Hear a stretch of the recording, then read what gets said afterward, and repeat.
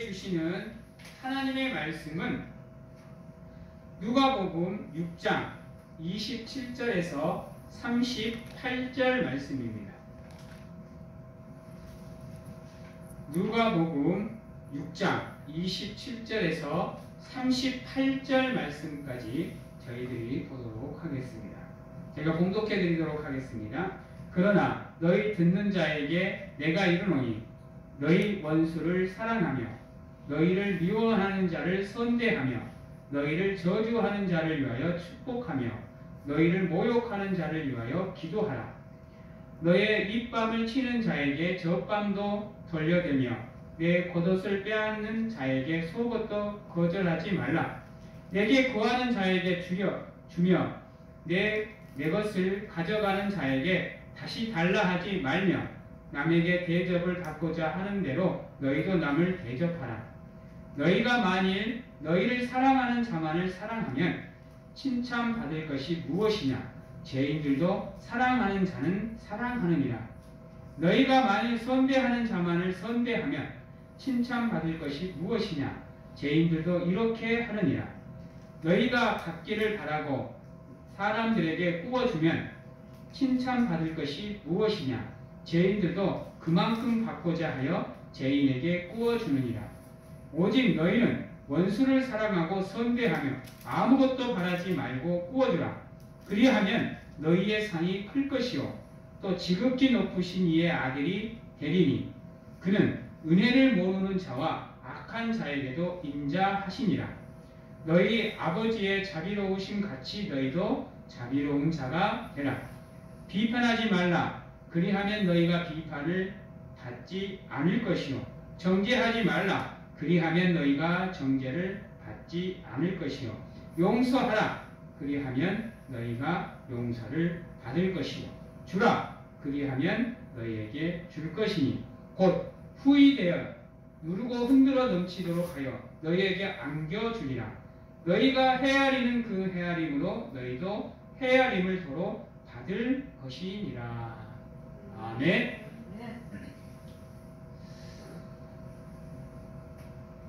나를 미워하는 사람을 용납한다라는 것이 쉽지 않지요.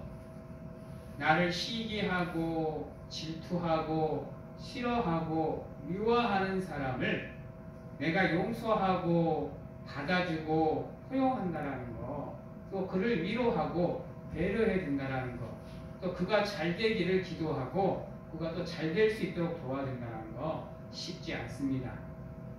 그러다 보니까 인간의 세상에서는 지극히 이기적이고 개인적인 성향이 강하게 나타날 수밖에 없습니다. 세상에서는 그러한 게 쉽지 않습니다. 인간이다 보니까 당연히 시기와 질투심을 가지고 있을 수밖에 없습니다. 그래서 누구나가 나보다 잘났고 나보다 많은 것을 가지고 있고 또 나보다 똑똑하거나 나보다 힘이 세면 시기하고 질투해서 어떻게든지 나의 위에서 아래로 끄집어 내리기 위해서 타락을 하는 곳이 세상입니다. 그래서 세상은 경쟁사회라고 불립니다. 그런데 하나님을 믿는 백성들은 그러한 경쟁사회에서 살아가면서도 양보라는 것을 하고 살아가라고 하나님께서는 말씀을 하십니다. 정말로 쉽지 않은 것을 하나님은 우리에게 요구하고 계셔요. 생각을 해보세요. 내 뺨을 때리는 사람에게 또 다른 쪽의 뺨을 돌려대라고 합니다. 또한 내 겉옷을 빼앗아가는 사람에게 내게 남아져 있는 속옷마저도 달라고 합니다. 쉽지 않죠? 사람이다 보니까 내 돈 이런 땡전 한 푼도 손해보기 싫은데 이러한 모습을 가지고 세상에서 살아가라고 한다면 정말로 미치고 환장하고 폴짝 뛰질 겁니다. 생각을 해보시기 바랍니다. 내 것을 손해보고 살아간다는 거, 그건 성자들도 힘들어요. 성인들도 힘듭니다. 아무런 이유 없이 내가 손해를 봐야 된다. 아무런 아무런 이유 없이 대가도 없이 내 것을 그냥 남에게 그냥 베풀어야 된다. 많지 않습니다. 물론 세상 가운데 살면서도 그러한 선행을 베풀고 그러한 믿음을 가지고 살아가는 사람들 또한 있습니다. 그러나 극히 드물다라는 겁니다. 남이 그렇게 살아가는 것은 나는 인정을 합니다. 놀라운 것은요, 내가 그렇게 살아야 되는 것은 인정 안 합니다. 그래서 남이 그렇게 살아가는 것은 칭송하고 받들어주고 찬양하면서 내가 그렇게 살아가야 되는 것은 절대로 이해를 못하는 게 우리의 마음입니다. 저 또한 제가 아무런 이유 없이 나를 희생해야 되는 상황이 주어진다고 하면 쉽지 않을 거예요. 그런데 놀랍게도 하나님께서는 우리에게 그러한 삶을, 그러한 믿음을 요구하고 계십니다. 우리는 내 뺨을 때리면 나도 뺨을 때려야 됩니다.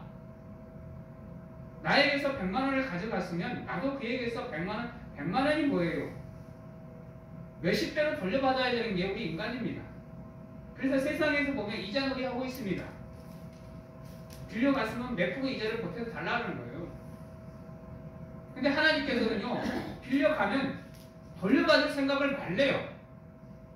그냥 후에 꾸어주라 그럽니다. 그래놓고는 받을 생각을 말라 그러는 거예요. 어떻게 보면 우리가 살아가는 세상과 우리가 지금 하나님을 믿고 가는 이 믿음은 지극히 상반적인 모습을 가지고 우리가 세상 가운데에서 살아가야 되는 사람들입니다. 그러다 보니까 우리의 삶은 당연하게 힘들 수밖에 없어요. 세상과는 전혀 다른 길을 걸어야 되는 우리이다 보니까 쉽지 않은 길을 걷고 있는 건 맞습니다. 그런데 하나님께서는 우리에게 말하기를 내가 그렇게 살았으니 너희도 그렇게 살라고 합니다. 맞는 말입니다. 예수님은 이 땅에 오셔서 그저 자기 것을 주기만 했지 우리에게 받지 않았습니다. 심지어는 자기를 죽이려 하는 자에게까지 자신의 생명까지도 내어주셨습니다. 자기의 전부까지 다 내어주셨단 말이에요. 그러면서도 우리에게 무엇을 달라고만 하지 않았어요. 그저 예수 그리스도를 믿는 믿음으로 너희들의 삶을 무장하고 너희가 내 안에서 성장하기를 바란다라고. 내가 먼저 이렇게 걸어가니까 너희들도 내가 걸어오는 길을 따라 나를 닮아가는 삶을 살라고 그저 그렇게만 요구하고 계십니다. 쉽지 않습니다만은 적어도 하나님을 믿는 백성이라고 한다면 그리스도께서 이 땅에 오셔서 우리에게 본을 보여주신 그 삶을 우리가 기억하고 생각하고 그 모습을 닮아가기 위해서 노력하는 삶을 살아야 되는 겁니다. 그래서 믿음은 살아가는 게 아닙니다. 믿음은 살아내는 겁니다. 늘 제가 얘기하죠. 살아내는 거라고. 근데 우리는 생각하기를 뭐냐면 믿음은 살아가는 거라고 얘기를 해요. 살아가는 것으로 생각만 하니까 내가 중심이 될 수밖에 없는 거예요. 세상이 중심될 수밖에 없는 겁니다. 왜요? 세상에서 살아가려고 하면 세상의 것이 필요하니까요. 그러다 보니까 우리의 삶의 포커스가 하나님에게서부터 시작을 해서 세상으로, 하나님에게서부터 나에게로 맞추어질 수밖에 없는 겁니다.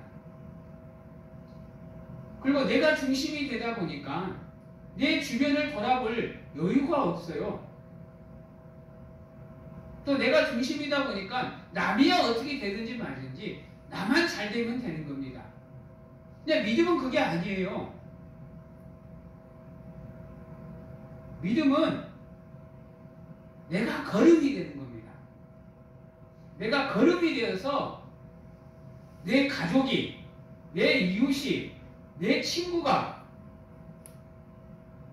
이 세상이 하나님의 은혜 안에서 세워지는 내가 믿음의 그룹이 되는 게 믿음인 거예요.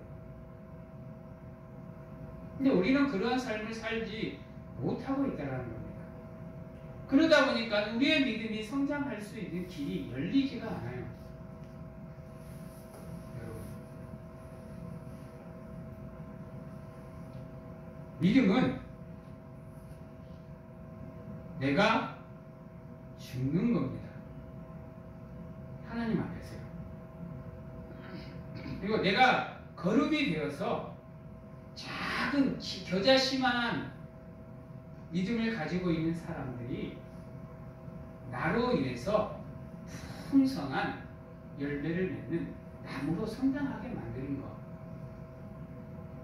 이게 믿음입니다. 그러한 믿음을 가지고 사는 사람은요, 모든 사람을 똑같이 바라봅니다. 심지어 나까지 포함해서요. 그래서 성경은 사랑하되 모든 사람을 내 몸과 같이 사랑하라 그랬습니다. 근데 그렇지 않는 사람은요, 내가 중심이다 보니까요, 남은 소중하게 여기지 않습니다. 그리고 나를 좋아해주는 사람에게는 내가 웃어줄 수 있는 모습을 가지지만 나를 싫어하는 사람에게까지 웃어주는 거 쉽지 않습니다. 그건 온전한 믿음이 있지 않는 이상은 힘듭니다. 그럼 목회하는 우리 목회자들도 그게 쉽지 않습니다. 우리도 순간순간 나를 싫어하는 사람을 향한 질투심을, 시기심을, 미워하는 감정을 드러낼 수밖에 없습니다. 그래서 우리들은 끊임없이 기도를 해야 되는 겁니다.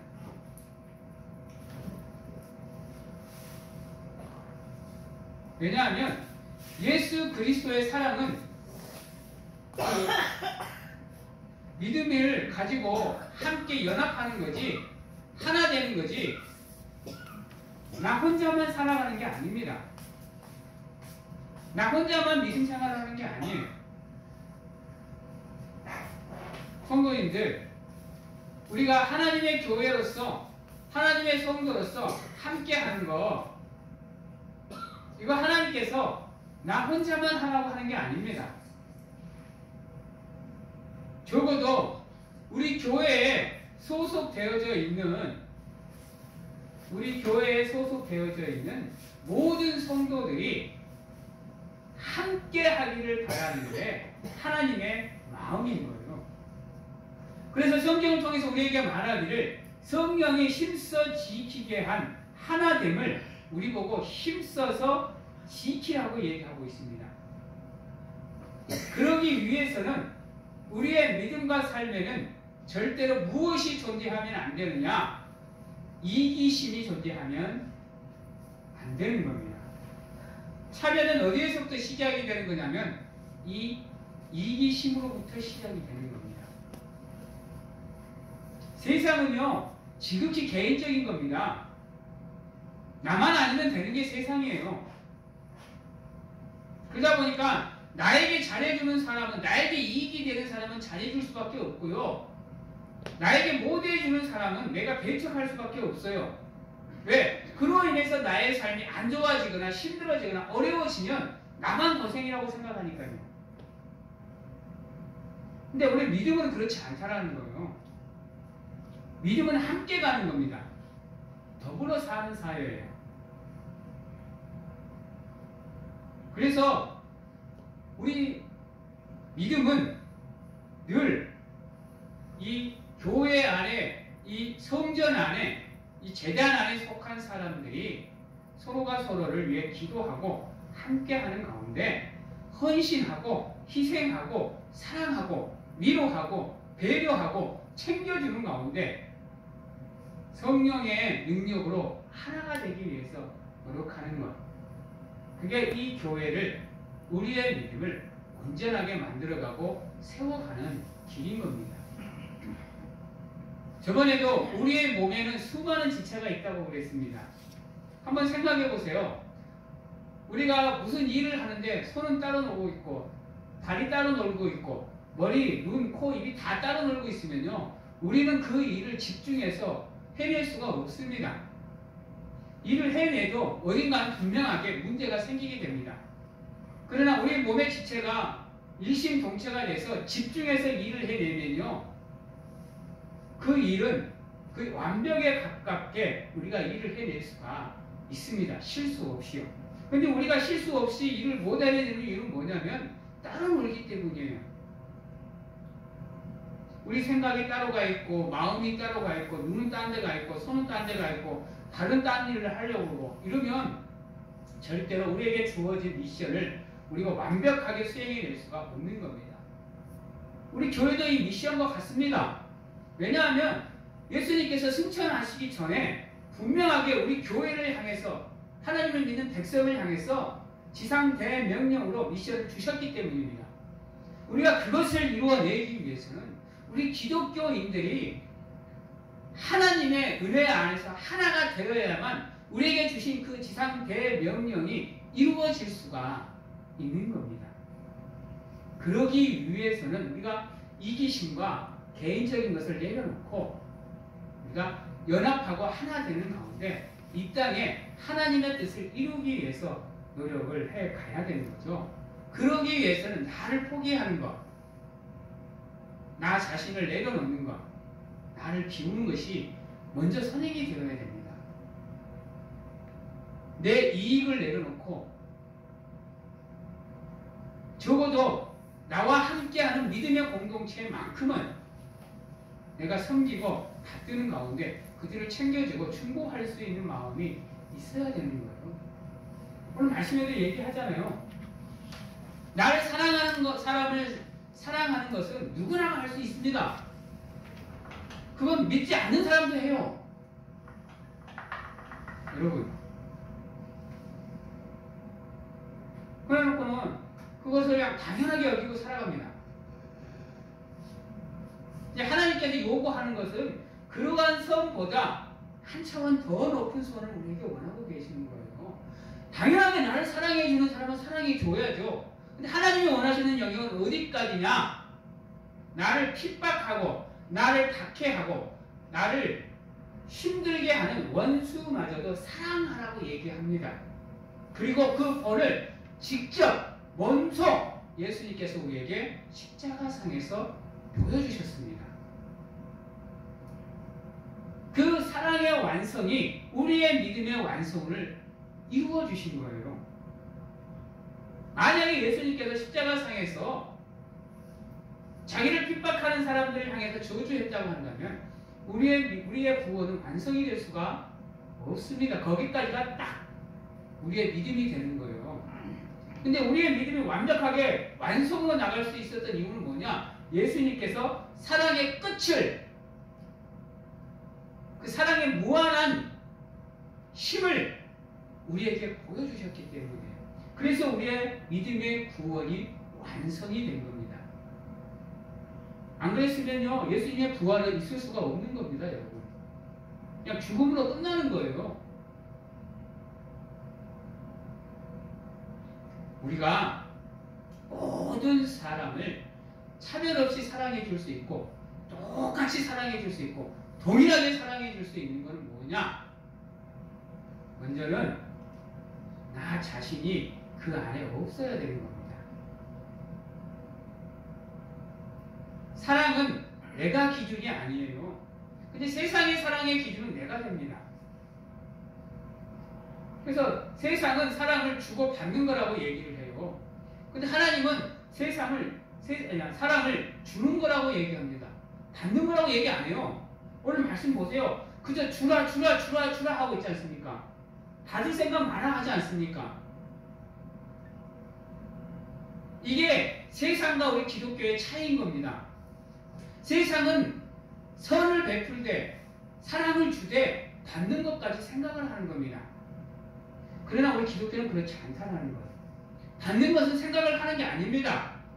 그냥 아낌없이 후히 꾸어주라고 얘기하고 나눠주라고 얘기하는 겁니다.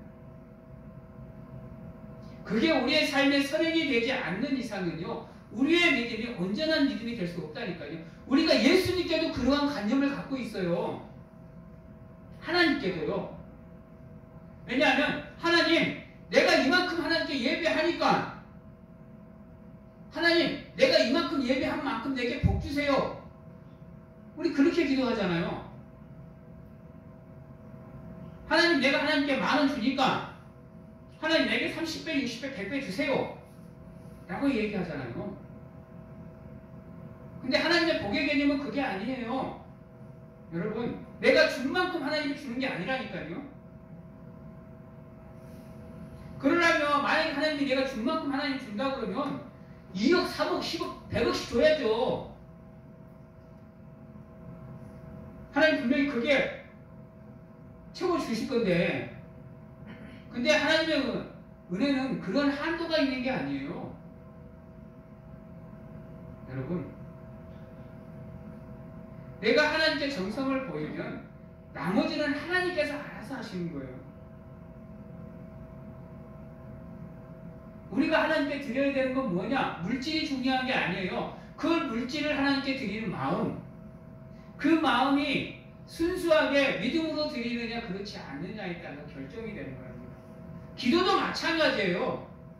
기도도 내가 얼마나 순수한 믿음으로 하나님께 기도하냐에 따라서, 그 순도에 따라서 내게 하나님의 은혜가 얼마만큼 부어지느냐가 결정되는 거예요.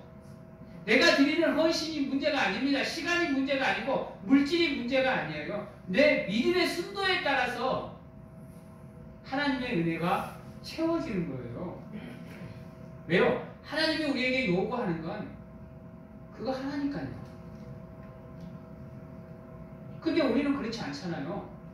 하나님, 내가 예배를 위해서 이만큼 시간 투자했으니까 복 주세요. 하나님, 내가 하나님께 예배를 이만큼 드렸으니까 복 주세요. 이게 우리잖아요. 여러분, 또 여러분들의 기도도 바뀌어야 되는 거예요. 기도 내용도요. 주기도문 가만히 보세요.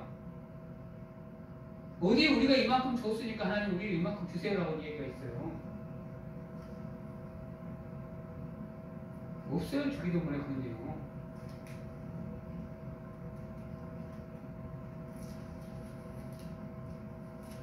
여러분이 기도할 때도 마찬가지고, 믿음 생활을 할 때도 마찬가지고, 사회생활 할 때도 마찬가지고, 온전한 믿음으로 나아가기 위해서는 여러분 기준을 하나님께 맞추세요. 내가 아닙니다. 내가 아니에요. 내가 기준이 되는 이상부터 시작해서요, 내 삶이 온전한 길로 나가는 건 글러먹은 거예요. 그래서 매 순간순간 늘 얘기하지만 내 삶을 점검해야 되는 이유가 거기에 있는 겁니다. 모든 사람을 모든 상황 속에서 그리스도의 사랑으로 아낌없이 사랑해주는 가운데 하나님의 이 몸된 재단이 하나님의 은혜 가운데 온전히 세워져 나갈 수 있도록 노력하는 것, 그게 우리가 하나님께 드릴 수 있는 최선인 겁니다. 그게 믿음인 거예요. 그러면 그 이후의 나머지 상황은 우리가 관여할 필요도 없는 거예요. 그냥 하나님께서 알아서 하시는 거예요. 근데 여러분, 남에게 빌려주어서 받을 생각 마세요. 물론 큰 액수는 받아야 되죠. 근데 세상 사람들이 참 영악하죠. 그렇게 잘해주면 잘해줄수록 그걸 악용해요. 그래서 우리가 인간적인 생각을 버릴 수가 없는 거죠. 이게 한 번, 두 번 선행이 되게 되면 사람들에게는 그게 당연한 것이 되어버려요. 그래서 그 다음에 와서 달라고 하는데 안 주면 삐져요.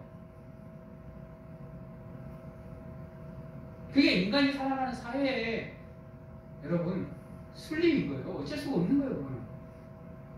그러다 보니까 그 안에서 이 하나님의 명령들을 지키고 살아간다는 거 정말로 어려운 겁니다. 여러분, 그래서 내가 베풀 수 있는 선행을 베푸셔야 돼요. 너무 무리하게 베푸실 필요는 없는 거예요. 내 마음에 아까움이 없을 정도로 베풀어 주시는 거예요. 돌려받아도 돌려받지 않아도 무방한 정도. 막 돈 몇백만, 몇천만 원씩 빌려줘 보면 아까워서라도 받고 싶어 하면 생기잖아요. 근데 더 솔직해서 1, 2만 원? 이런 말 해서 죄송합니다만 1, 2만 원 정도는 받아도 그만? 안 받아도 그만이잖아요. 근데 자기가 감당할 수 없을 정도의 선행을 베풀어 놓고 나중에 가서 그걸 되찾으려고 그러면 자기도 힘들어요. 하나님은 그런 정도의 선행을 요구하지 않습니다. 왜? 우리의 힘듦을 알고 계시고 우리의 나약함을 알고 계시기 때문에 그리고 무리한 걸 요구하지 않아요. 오늘 여기에서 말하는 것도 상징적으로 말씀을 하시는 거지 우리 보고 이런 필요하다고 해서 갖다 주라는 얘기 아니에요. 여러분, 내 마음에 근심이 생기지 않을 정도, 내 마음에 걱정과 염려가 생기지 않을 정도 한도 내에서 내가 베풀 수 있는 선으로 그들을 도우라는 얘기예요. 여러분, 그거 달라 하면 주세요. 집에 오면 많잖아요. 여러분, 한 번씩 제가 부교계 때 보면 교회로 이렇게 돈이 없으신 분들이나 이러신 분들이 교회로 이렇게 돈을 얻으러 와요. 교회는 당연하게 도와줄 거라는 믿음을 가지고 와요. 왜냐하면 한두 번 해보니까 교회는 그냥 도와주거든요. 그걸 악용하는 거예요. 그래갖고 몇 번 도와주다가 안 도와주면 밖에 나가서 욕해요. 저 교회는 불쌍한 사람을 안 도와주는 교회라고. 그게 세상의 모습인 거예요, 여러분. 한 번에 돈 한 1,000만 원 이렇게 줘보고 싶은 마음이 많죠. 다음에 또 돈 1,000만 원 받으러 온다니까요. 그래서 그때 목사님께서 얼마 정도를 주면 좋겠느냐고 물어봐서 한 2, 3천 원이면 충분하지 않을까요? 우유 하나, 빵 하나 사 먹을 수 있을 정도면 충분할 것 같습니다. 그래서 그때 한 번에 올 때 3,000원씩 주는 걸로 부담이 안 가는 한도 내있어요.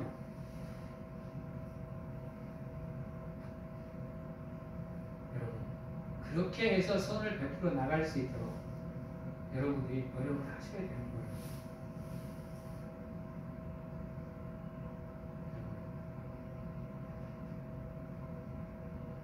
그것 또한요, 내가 기준이 돼 있으면 어림에 반붙이도 없어요, 여러분.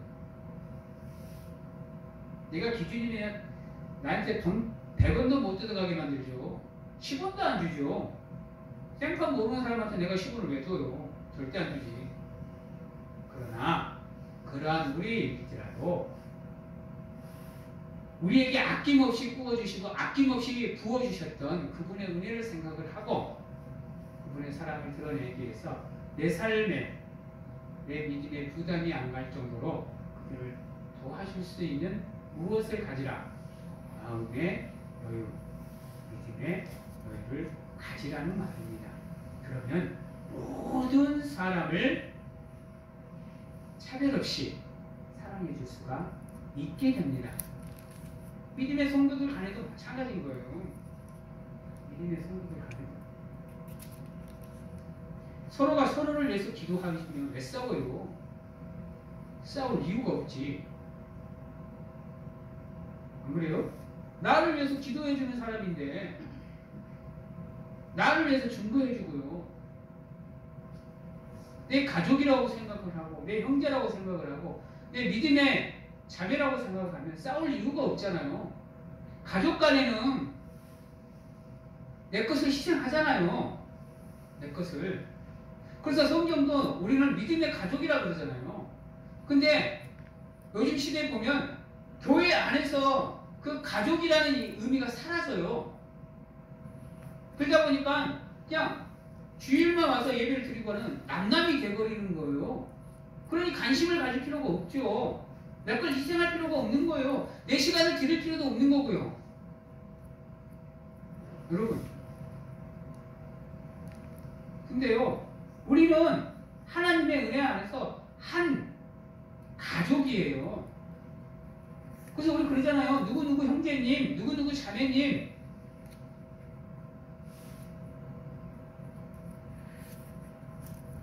적어도 하나님으로, 적어도 믿음으로 가정을 교회 안에서 이루고 있다고 한다면 서로를 위해서 기도해 줄 수 있고요.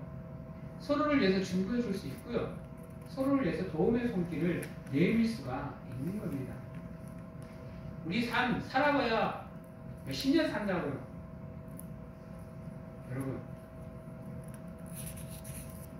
오래 살아봐야 100살 살면 많이 살잖아요. 뭐 요즘에는 뭐 100살도 초월해서 사시는 분들도 계시긴 하지만 그 100살 넘기기 쉽지 않아요, 여러분.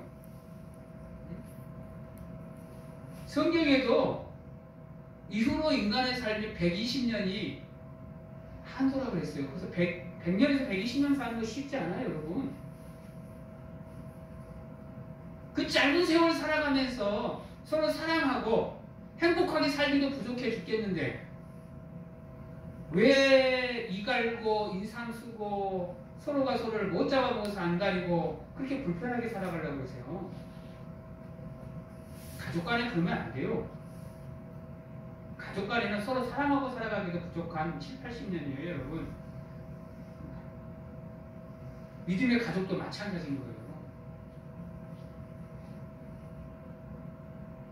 그렇게 서로가 서로를 사랑할 수 있는 마음의 여유, 믿음의 여유를 가지고 산다면 이 몸된 재단은 하나님이 보시기에 기쁨으로 충만한 그러한 재단이 될 것입니다.